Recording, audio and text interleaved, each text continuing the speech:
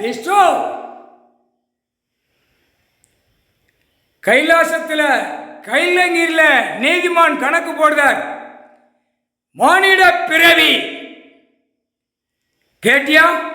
கேட்கல.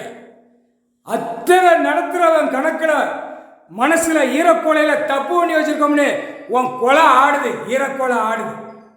தப்பாக நடக்கு, தப்பாக நடத்துதான், தப்பாக ஓடுது, தப்பாக பூமி அடிச்சிருக்கான், தப்பாக விவசாயத்தை அழிக்கான், தப்பாக உயிர் ஜீவன்களை அறுத்து சாப்பிடுதான், தப்பாக கணக்கில் உயிர் ஜீவன்களுக்கு சாப்பாடு கொடுக்க முடியாத நிலைமையில வெளியில ஓடுதான், ஆடுதான், பாடுதான்.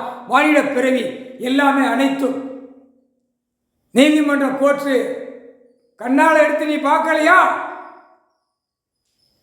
என்ன காரணம்? பூமியில விளையிறது அனைத்தும் அனைத்தும் பூமியில விளையிற அனைத்தும் புலப்பூச்சி வரைக்கும் கடவுள் படைச்சு சாப்பாடு கொடுக்காரு. அதை அழிக்க வந்த மானிட பிறவி அழிக்கா, நாக்க இரண்டு நாக்க கடிச்சு அழிக்கான். பார்க்கலையா? விளையாட்டு இருக்கு அப்படின்ட்டு அக்கினியாக பூமியில தமிழ்நாட்டில் இறக்குதார். கைலாசத்திலிருந்து இறக்குதார். பூமி வெப்பத்தை கீழே இறக்குதார். வெடிக்கும், செதறும். வாயிலாத ஜீவன் 3 நாளைக்கு முன்னாடி எல்லா தெருக்காட்டுகள்ல ரோட்டு காட்டுல ஊழையிடும், சவுண்டு கொடுக்கும். 3 நாளைக்கு முன்னாடி தமிழ்நாட்டில் வாயில்லாத ஜீவன் நாய்க்குட்டி டைகர் ஊழையிட்டே போகும், சவுண்டு கொடுக்கும். மானிட பிறவி நீ சாவ போறடா, நீ சாவ போறடா. சந்தோஷமாக அது ஊழையிட்டு உழைத்து கொண்டு ஓடிக்கொண்டே இருக்கும். பறவைகள் சல சல சல சல சல சலன்னு தமிழ்நாடு முழுவதும் வனவிலங்குகள், பறவைகள், எல்லா புழுப்பூச்சி வரைக்கு எல்லா மரமே சந்தோஷமா இருக்கும்.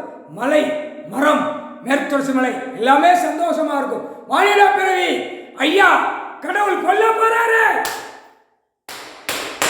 அடிக்க போறாரு. சந்தோஷம், நம்ம தப்பிச்சோம், நம்மளை காப்பாற்றுவார். வனவிலங்குகள், பறவைகளுக்கு சந்தோஷமாக போய்கொண்டே இருக்கும். நாய்க்குட்டிகளுக்கு சாப்பாடு வைக்கான சந்தோஷமா அவன் தப்பிப்பான், அவன் குடும்பம் தப்பிக்கும், அவனுடைய வாரிசு தப்பிக்கும். அதுதான் கடைசி வரைக்கும் வாயிலாத ஜீவனுக்கு அவன் சாப்பாடு உணவு கொடுப்பான். அரசில் ஓதி கொடல், மூளை, மண்டை, காலு, கை சிதறும். முக்கால் சத்தியம். 3 நாளைக்கு முன்னாடி பறவைகள்லாம் சவுண்ட் கொடுக்கும். பறவைகள்லாம் சந்தோஷமா சோடியோட போய் சந்தோஷமாக போகும்.